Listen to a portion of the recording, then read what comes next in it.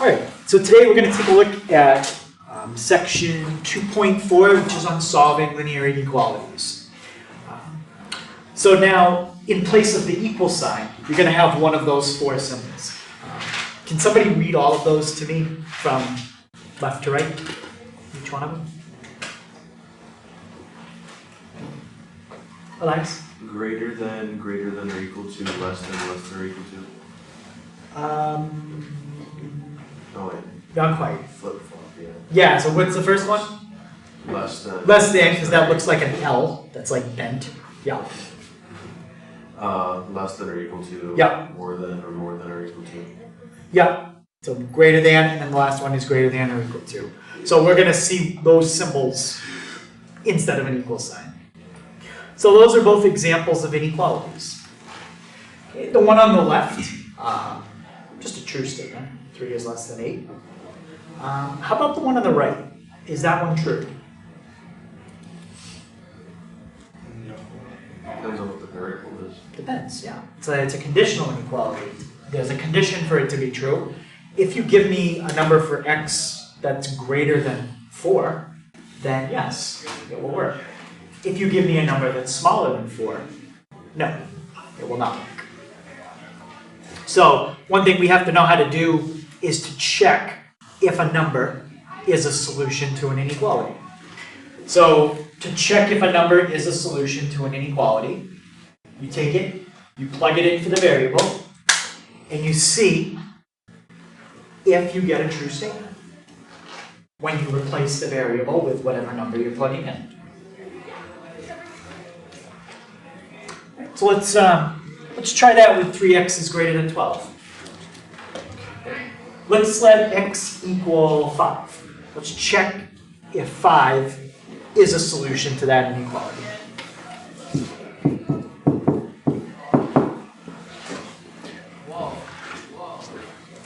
Right, so Jacob, if I plug in 5, is that a solution to the inequality?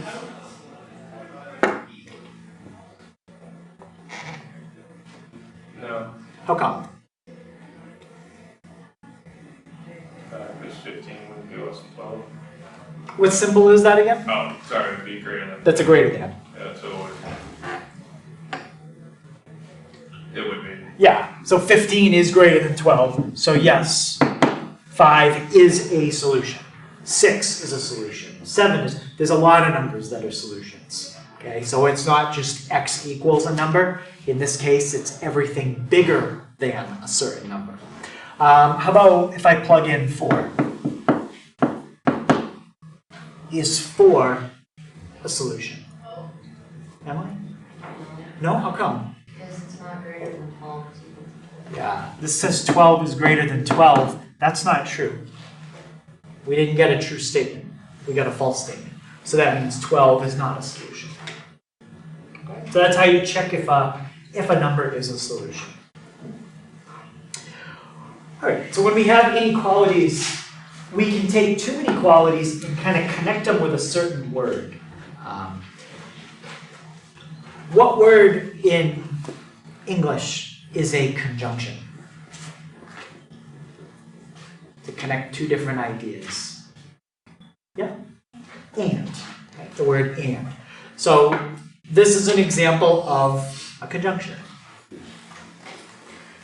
You're saying x is greater than -1 and x is less than 3. Now, what does that really mean?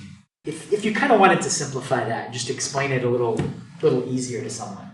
You said x is greater than -1 and x is less than 3. What's another way to say that to someone? Basically in like one word. Say they didn't understand the words greater than and less than. How could you say it a little differently? Yeah? X is between 0 and 2. X is between what? 0 and 2, right? Between -1 and 3. Yeah.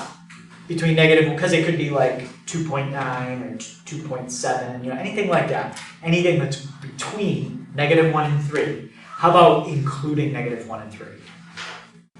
No, we just can't include it. So that basically, conjunction is kind of like a between. Now, when you have a conjunction, you can combine that into a single problem. And the way you can do it is put the x in the middle, put the smaller number on the left, put the bigger number on the right. And the inequalities both point towards the smaller number. And if you break it down, you can kind of see each inequality in that combined one. Here's one of them. X is less than 3. X is less than 3. Now, the other one is in there, but it's kind of hidden a little bit.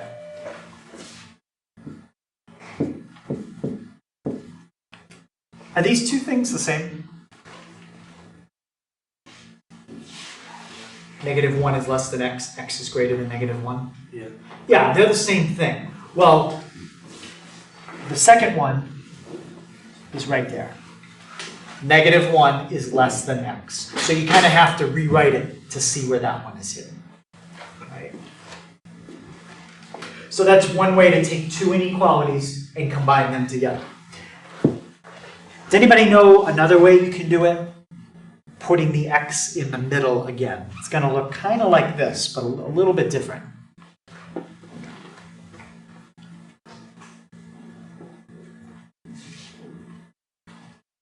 One other way you can combine these two into one. Yep. Yeah, it's going to be, bless you, it's basically going to look like this one, but rearranged a little bit. So, what do you think you would put right here? 3 is greater than x.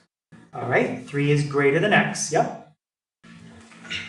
And what else? X is greater than 1. Yes, this is another way to do exactly the same thing. This one has the smaller number on the right, the bigger number on the left, but both inequality signs are pointing to the smaller number. I like the way on the left better, because I just naturally think smaller numbers on the left, bigger numbers on the right, just like a number line. But they're both correct. So all of what we're doing right here, these are examples of inequalities. Right? We're going to talk about different ways to write the same thing. Like there's different ways to write x is less than 3 besides an inequality. We've done intervals, like -∞, comma 3 with a bracket. So we kind of got to just get used to using inequalities, intervals, maybe we'll even graph it. We could actually draw a picture of this. And that's where you use like your open circle, closed circle, and then shade. Okay, so we'll practice a little bit of that too. So in that last problem, okay, as Brendan said, it's basically a range of numbers. It's like saying between -1 and 3. Now, I said that this is called an open interval. And the reason that that's an open interval is because of this symbol and that symbol. So we're going to talk about a few different words here. We're going to talk about what's called an open and a closed interval. And then we're going to talk about what's called a bounded and an unbounded interval. So it's just different terms for describing intervals. We're going to start with bounded and unbounded. Anyone have a guess what the difference is? An interval that's bounded versus an interval that is unbounded.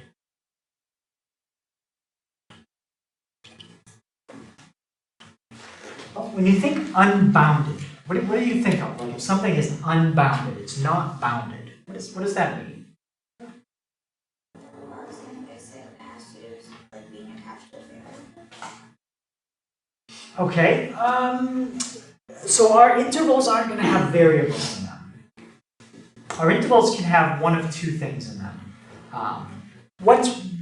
When you're specifying, if you tell me an interval, one thing it can have is numbers, like that, okay? From -1 to 3. What else can an interval have in it besides numbers, yeah? Infinity. Infinity. If you throw an infinity in there, that's unbounded. It means it never stops. It goes on forever. All right? So let's first look at bounded intervals, and then we'll look at unbounded. All right, so there are 4 types of bounded intervals. Okay? And again, bounded just means that your starting point and your ending point are numbers, not infinity. This is a closed interval, completely closed. Remember, closed, like when you use the filled-in circle, or you use a bracket, same idea. When you put a bracket, does that mean you can include the number or not include the number? You can, yes. So if you said to me, pick a number from that interval, you could pick the number 1 and you could pick the number 10. Okay. Versus an open interval, now you have parentheses. Don't confuse that with a coordinate. That has nothing to do with a coordinate at all. It just is an interval from A to B. But in an open interval, can you include A and can you include B? No. So if you said pick a number from 1 to 10, that means you could pick anything from like 1.00001 up to 9.9999999. But you can't pick 1 and you can't pick 10. So I said that there's 4 types. Here's 2. What do you think one of the other ones is going to be? Yep. Can you say it again?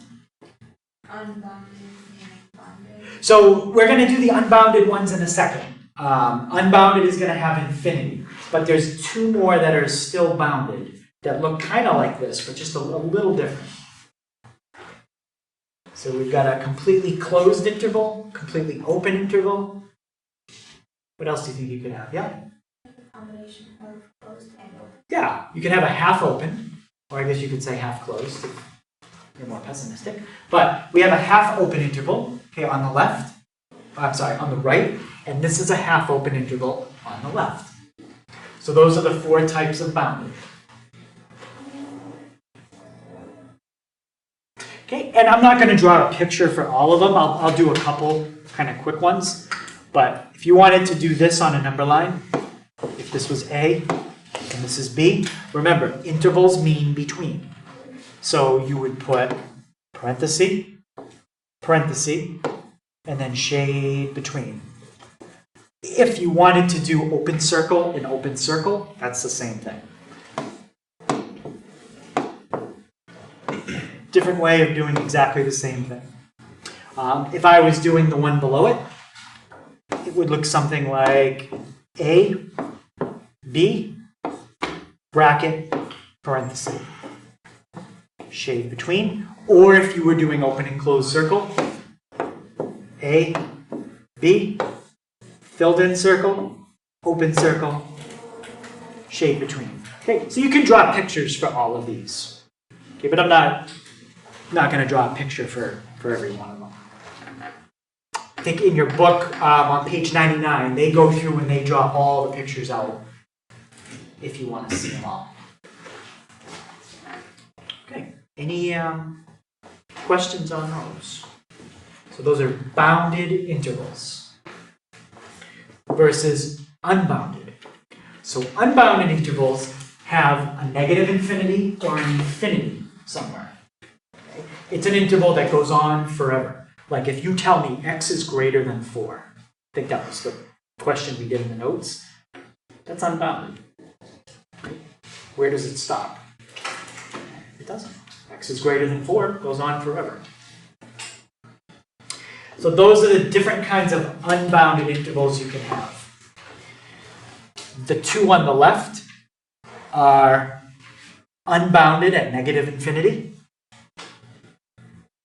One of them is closed on the upper end. One of them is open on the upper end. Okay, on the right, you've got unbounded at positive infinity. One of them is closed on the left. One of them is open on the left. And now I didn't write this one, but technically this is an unbounded interval too. That's the interval that represents all real numbers. Negative infinity to positive infinity.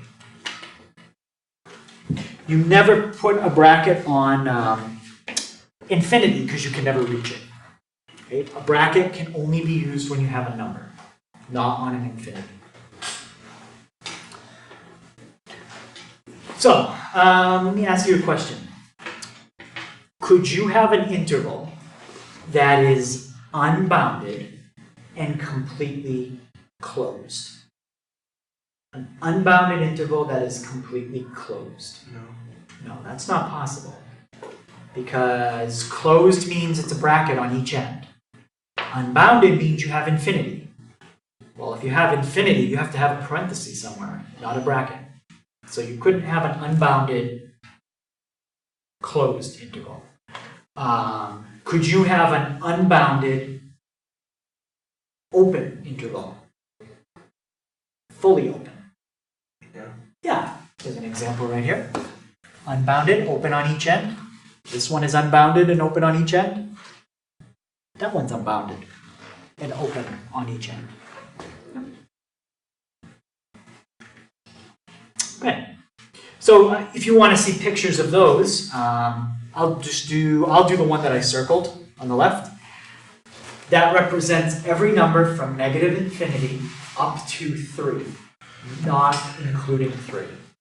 So it would look like this. 0, 3, parenthesis on 3, shade to the left. The difference with an unbounded interval, it has an arrow on it. It just keeps going. It doesn't stop. And you could also do an open circle in place of the 3. Okay. Page 100 shows you pictures of all of those, if you want to see them all. Okay, so now what we're going to practice doing is changing something that's an interval into an inequality. All right, first of all, what kind of interval is that? Bounded or unbounded? Bounded. Bounded. Okay, that means when it's bounded, it's a between. Right? You've got an upper limit, you've got a lower limit, and x is everything in between. So when we write that as an inequality, we can do it just like this. Or you could do and, but I'm gonna do the one that's in the red and the green boxes on the bottom. So, could somebody tell me, if I start with x in the middle, where would I put the negative 3? Chris? The front, the left side, Yep, so we'll put that on the left. Where's the 5 going to go? the right side. On the right side? What inequality symbol is going to go between the negative 3 and the x? Yeah. Greater than x. Negative 3 greater than x. So be. Well, x has to be between these two numbers. So is negative 3 going to be greater than x? Think if you pick a number, let's just pick one, 0. Oh, the less than that.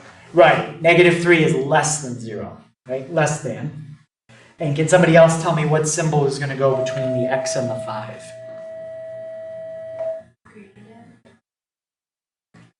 So remember, the number that you pick has to be greater than 5 or less than 5?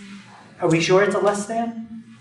Because in the middle between those numbers. Well, it is a between, but this is not a less than right here. Less than or equal? Less than or equal, yes. Why less than or equal? Why not less than? There's a bracket. Because it's a bracket. Yep. So that's an inequality, changing an interval into an inequality. You could also change that into a graph. Okay, they didn't ask you to do this, but if they did, you could do something like this and shade between. All right, so you should be comfortable with all 3 ways: graphing, inequality, interval. They all mean the same thing. I prefer intervals. I think those are the quickest ones to write. Okay, how about this one? What kind of interval is that? Bounded or unbounded?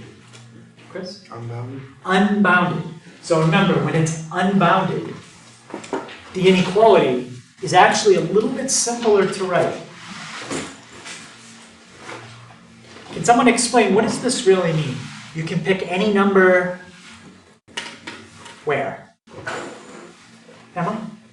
Starting with -4 and going into positive, Starting with -4 and what?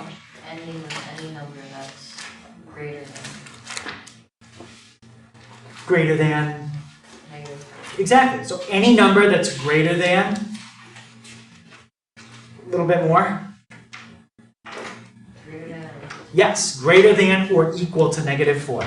So the answer to this one is just this. X is any number greater than or equal to -4. If you put greater than, I'd take a couple points off because it's a bracket. Now, some people do this. Do you need to put the X in the middle, put the -4 on the left, put the infinity on the right, and then go like this?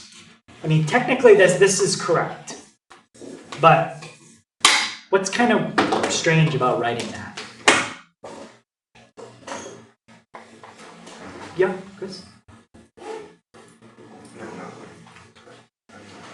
Anyone see what's kind of strange about that? What about it's something to do with the infinity? What are you saying here that's kind of weird to say? I mean, you can say it, but it's kind of weird. Yeah? X is greater than infinity. No, it doesn't say X is greater than infinity. Yeah? X is less than infinity? Okay. So, talk about that. X is less than infinity. Anyone have any thought about that? less than any number. Yeah? It's supposed to be any number, but that's saying it's lower than an infinite amount of numbers. Is that? Okay. Well, what's weird? There's something very weird about that. Like, it's kind of like me saying to you, I'm standing right now. Well, if you can see me, then you already know that. I don't really need to tell you that I'm standing if you're looking at me. It's kind of, what's weird about saying your number is less than infinity? Yeah. Because since you can't technically like reach infinity, obviously your number's going to be less than it. Yeah, everything's less than infinity. So if you tell me, well, I'm thinking of a number that's less than infinity, gee, thanks for narrowing it down. That doesn't really help me, right? If you tell me this part alone, you're good. X is greater than or equal to -4. Okay? I already know that whatever number you could ever possibly think of in your entire life, I already know that it is less than infinity. Obviously. So I would just say X is greater than or equal to -4. But it's other form incorrect or no? It's just kind of saying something that's already obvious, but technically it's not incorrect. Yeah, you're just writing something that's obvious. Yep. How about this one? What kind of interval do we have there? Emma? Closed. Yep, closed. Now, does she have to say bounded? Or would closed automatically mean bounded? What do you think? Yeah, it would automatically mean bounded. Because if it is closed, I know that you don't have an infinity symbol. You can't, right? If it's fully closed, then there are no infinity symbols, which means it is bounded, right? So can someone tell me how you could rewrite that as an inequality? Yeah. Negative 8 is less than or equal to x, which is less than or equal to -3. Perfect. Now, if you wanted to split that into two problems, you could say x is greater than or equal to -8, and x is less than or equal to 3. You can split it apart into 2. I would do it just like that. It's perfect. Any questions on that?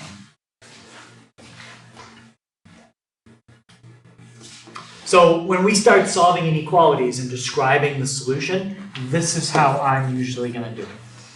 I'm going to do it as an interval. Not usually an inequality. I mean, maybe sometimes, but most of the time I choose intervals. Okay. So let's try graphing this inequality. Brandon, first of all, if you were to make that into an interval, would it be bounded or unbounded? It would be bounded. Okay, where does it stop? Oh no, it would be unbounded. It's unbounded. When you tell someone x is greater than or equal to 2, there is no limit, upper limit. It goes on forever, which means when we draw it, you're going to have an arrow when you shade. All right, so if we were using circles, Jake, what kind of circle would we put on 2? Open or closed? Close. Yep, closed. Closed circle on 2. And Nikara, which way am I going to shade? To the right. To the right. We're shading everything that's greater than or equal to 2. Now, if Jake didn't want to use a closed circle, what other symbol did we say you can use in place of the closed circle? And I've shown it a couple times today.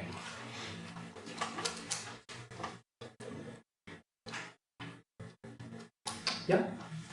We can use a bracket. So you could do the problem like this, or you could do the problem like that. It's exactly the same thing. Just don't mix them. When you do a problem, choose one or the other. Either do your problems with the brackets and parentheses, or do your problem with open and closed circles. But don't mix them in the same problem. Okay, let's try this one. X is less than 5. Elias, is that a bounded or unbounded interval? That would be bounded. Okay, so what's the upper limit here? 5. I agree. Less than 5, so 4.99999. What's the lower limit? Whatever's defined as the x value. So tell me how small of a number you could pick for x and still get a true statement.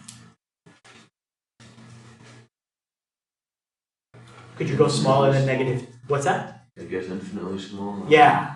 So what does that mean? So it's unbounded. It's unbounded. You can go as -1 million, -20 million, -2 trillion. If you just go more and more negative, there is no lower limit. It just goes on forever. So let's make our number line. Just do something like that, that's fine. And Caleb, what kind of symbol could we put on the 5? That would be closed circle, right? Why? It's less than. Less than. Okay, does everybody agree with that? Closed circle because it's less than. Yeah, this one's an open circle, or what's your other thing you could use? You could use a parenthesis. We'll do it as an open circle. And now we're shading everything less than 5. So shade this way. Okay, so those are 2 examples of unbounded inequalities, and we graph them. Okay, let's look at this one. What kind of inequality is that? Bounded or unbounded? Bounded, right? You've got a number on each end. There's an upper limit, there's a lower limit. Okay. So let's go like this.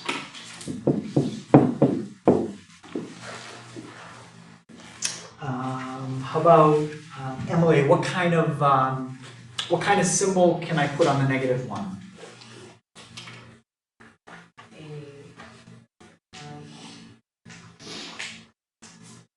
Bracket. Bracket. since she said bracket, we're forgetting about the circles in this problem. Okay, we could have done circles, but we're not. So she said bracket on -1. All right. Now, what kind of symbol on 3? Yep. Parenthesis. And where do we shade? 20. In between. Yep. So that means you can pick any number between -1 and 3, including -1, not including 3. Questions on that one?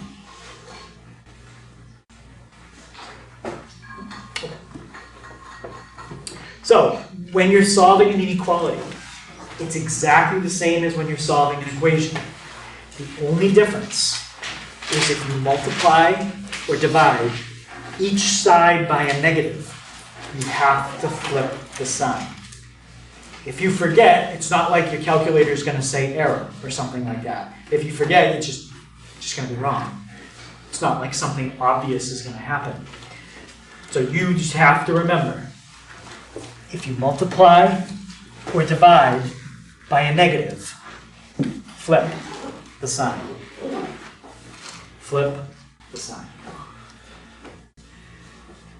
You can shorten that up if you want. I really spelled it out as clear as I could.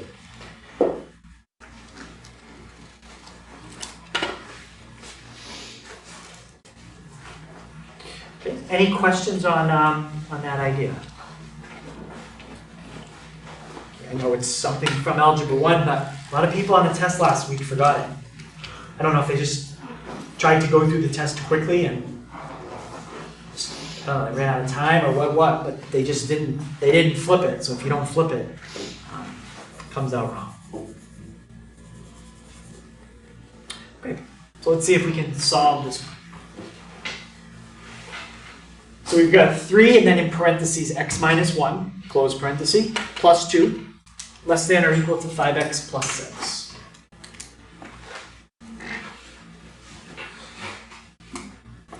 Okay, what's going to be my, Jared, what's going to be my first step when I go to solve that inequality?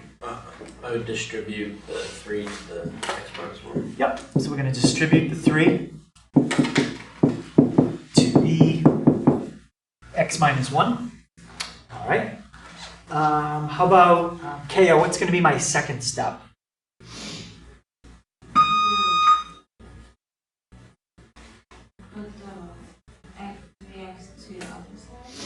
Not yet. There's still some more stuff we have to do on the left-hand side.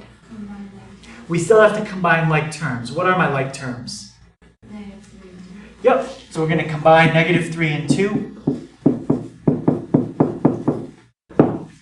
And we get that. Now we have a choice. We either can choose to put the x's on the right or on the left.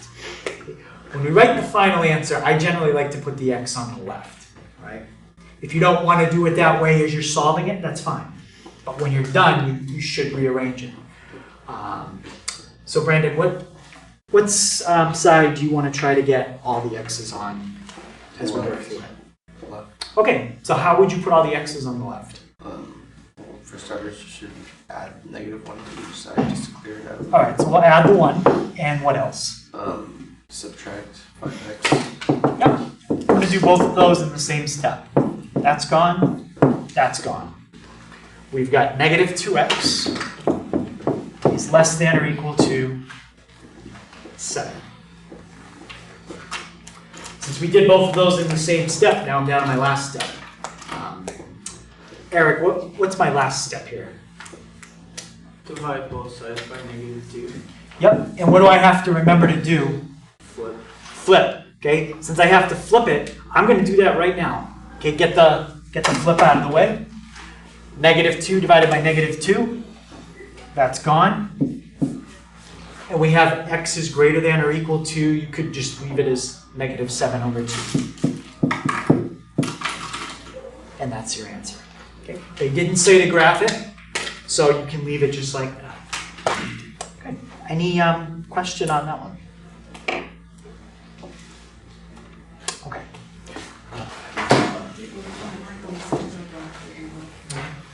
Okay, so let's we looked at how to solve an inequality with the algebraically. Let's look at with the graphing calculator. There are two methods to do this on the graphing calculator. Method one is to rearrange everything. So 0 is on one side. And then we can use second calculate root. And when you do that, you're going to have a problem that looks like this. You'll have an expression on the left. You'll have one of these four symbols in the middle. And you'll have a 0 on the right.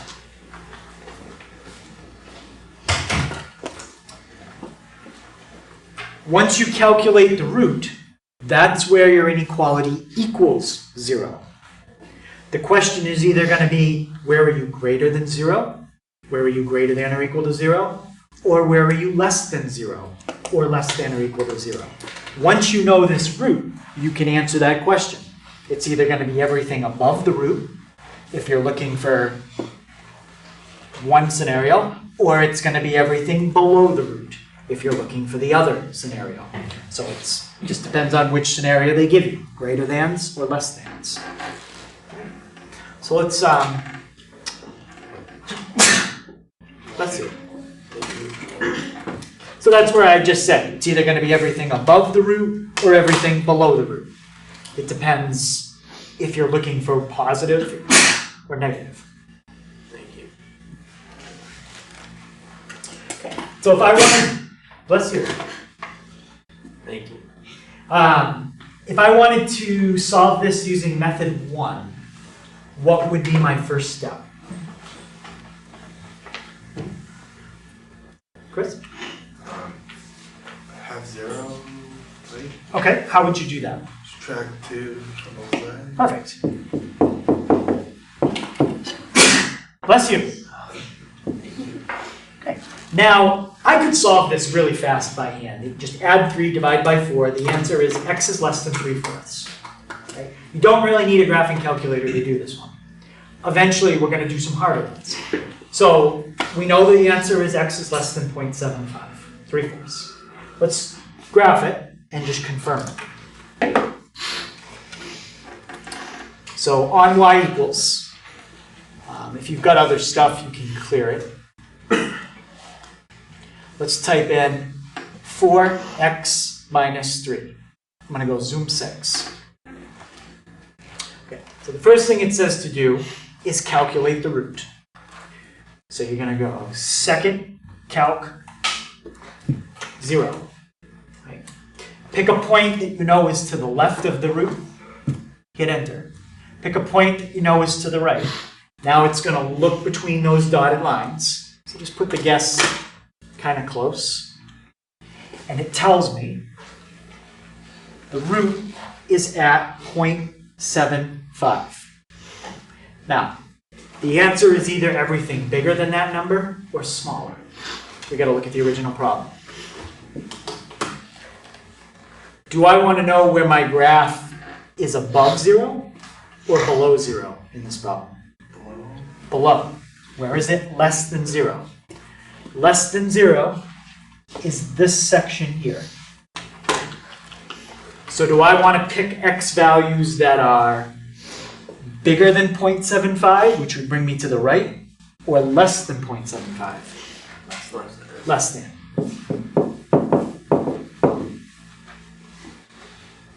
So we looked, it says determine, if I go here, determine where the graph is positive / negative. In our case, we wanted to know where the graph was negative. Where is it below the x-axis? Okay. From the root to the left. Now, we're going to do the same problem again, except I'll do method 2. Method 2 doesn't require you to rearrange anything. You leave it the way they give it to you. You take the left part and you put that in y1. It doesn't really matter if you use y1, you just put it somewhere. Put the left part in y1. Put the right part somewhere else. I'm gonna put that in y2. Now, because my calculator's color, this actually makes it very easy to see. 4x minus 1 is the blue. 2 is the red. What I'm looking for visually is where the blue graph is less than the red graph. That's what I'm going to find. Now, we're not going to calculate a 0 this time. We're going to have two different pictures on the screen. Before we just had one. What do you think we're going to calculate this time when we have two pictures on the screen? Yeah. Intersect. We're going to calculate an intersect. And then from there, do the same thing we did at the end of the last one. Determine, do you want all the x's less than your intersection point? Or do you want all the x's that are greater?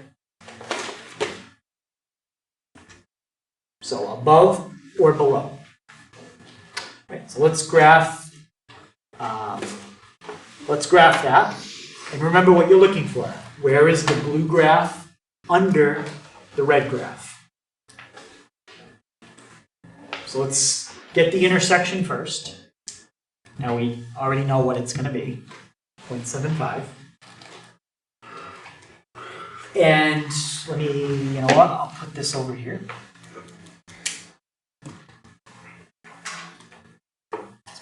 Put this right there.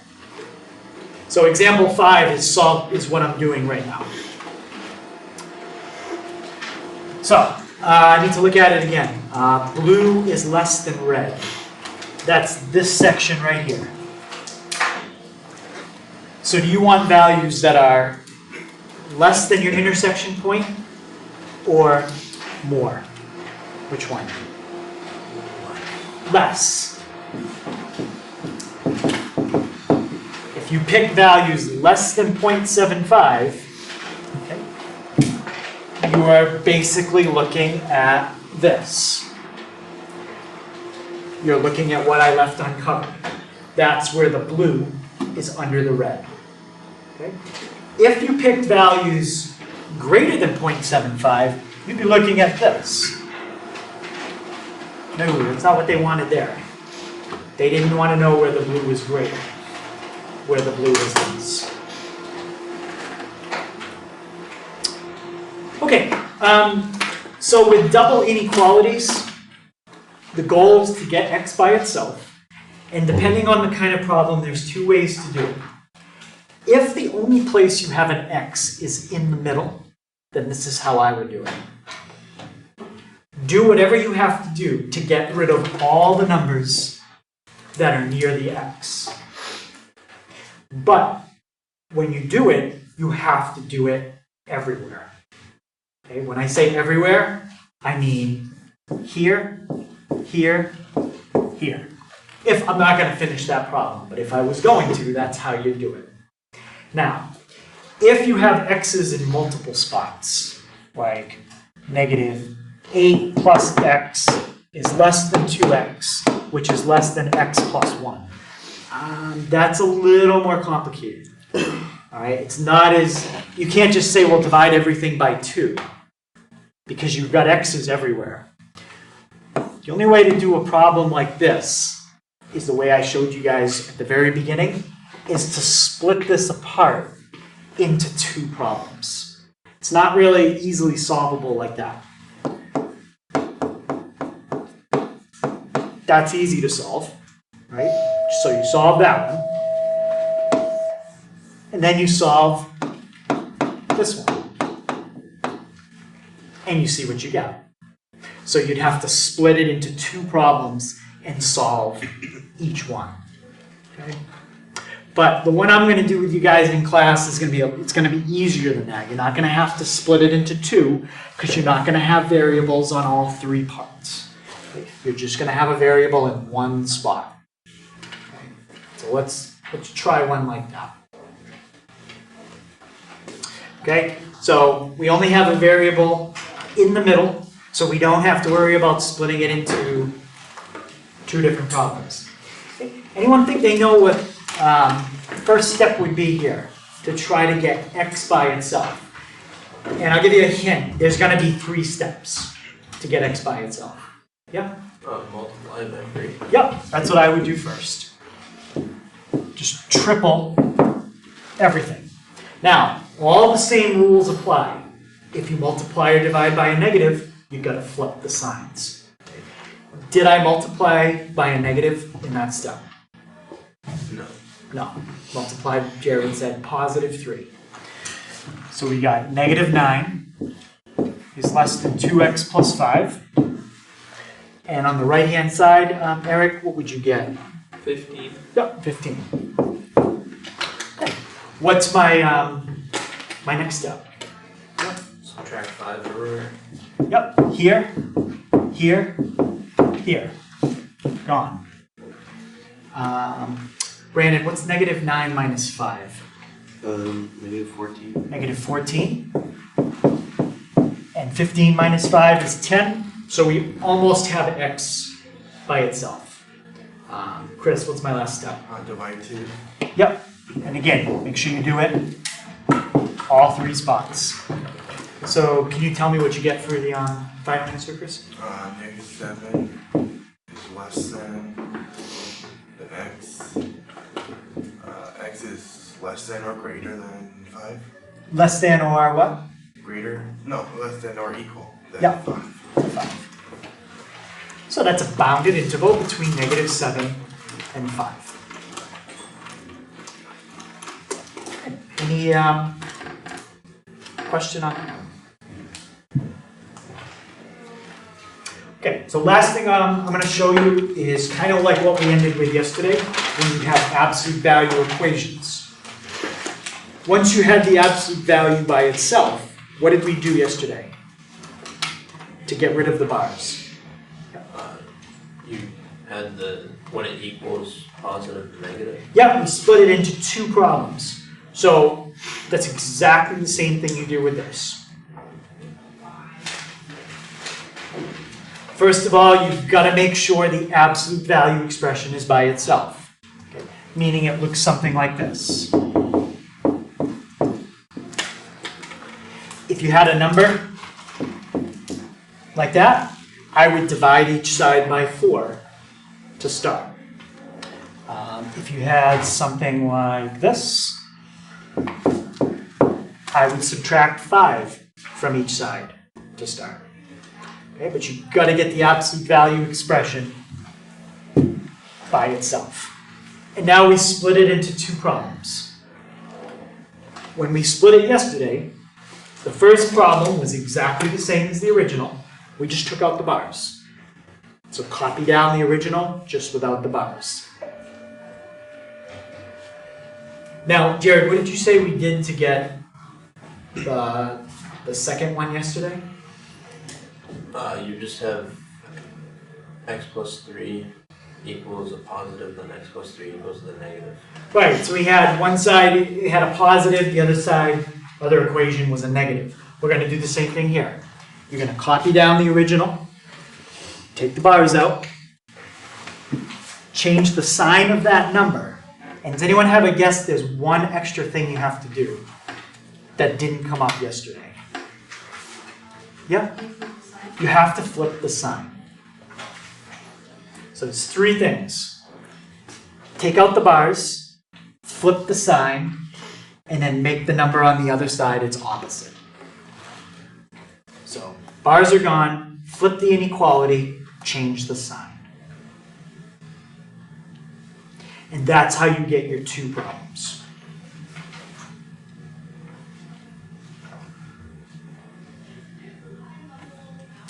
And then you solve them. And you're going to get 2 inequalities as your answer. Now, when you solve it, we have to remember the sign in the original problem, like this one. That's a less thing. If the original problem had a less than or less than or equal to, you have to write down the word and. Okay, you have to put the word and. If the original problem had a greater than or equal to, you have to write the word or. And that's kind of a big difference. And the way I remember which one is which is less than is an and. Land. Okay? Less than and. Land. Less than. So if you say it like that. Greater. Right? Greater. Greater than is an or. So you have gore. Let's just go with land. That one makes more sense. Land. Less than and. Greater than or. Greater. Okay?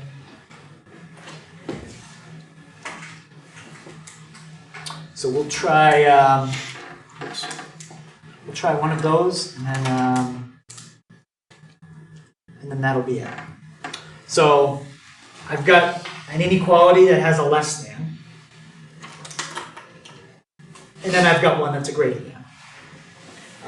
Do you guys want to see the less than or the greater than? Which one? Do you have time for both?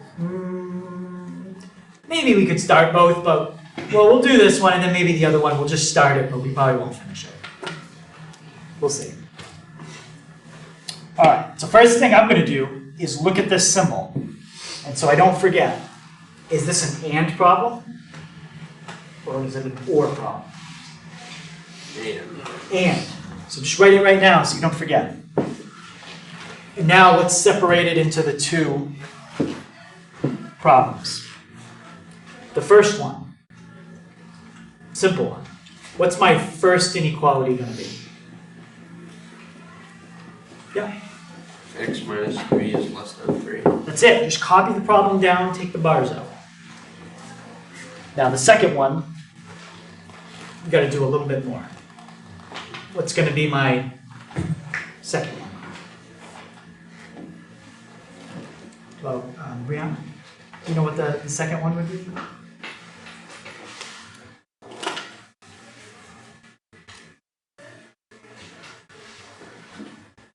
Not sure? Yeah? Yeah, hold on, Nikara. Yeah, you're doing good. I just want to... Would it be x minus 3 is greater than negative 3? Yep, so she did three things. She took the bars out. She said x minus 3. She said greater. And she changed that number to a negative. Perfect. And now just solve each one. X is less than 6. And x is greater than 0. And that's your answer. It's not that bad. You just have to remember and or. Okay, so the or, well, I guess it only took like a minute. So we'll do the or one, and then that'll be it. That's an or. Why? The original problem is greater. Just kind of say it like that, greater. Eric, what's going to be my inequality on the left? 3x minus 2 is greater than 1. Or, can somebody give me my inequality that'll be on the right? Yep. 3x minus 2 is less than negative 1. Perfect. Solve this one. 3x is greater than 3. X is greater than 1. Or, and now solve this one. Add 2 on each side and divide by 3. So if you were picking numbers here that had to satisfy this, you could give me a number that's bigger than 1, or you could give me a number smaller than 1/3. So that's an and an or.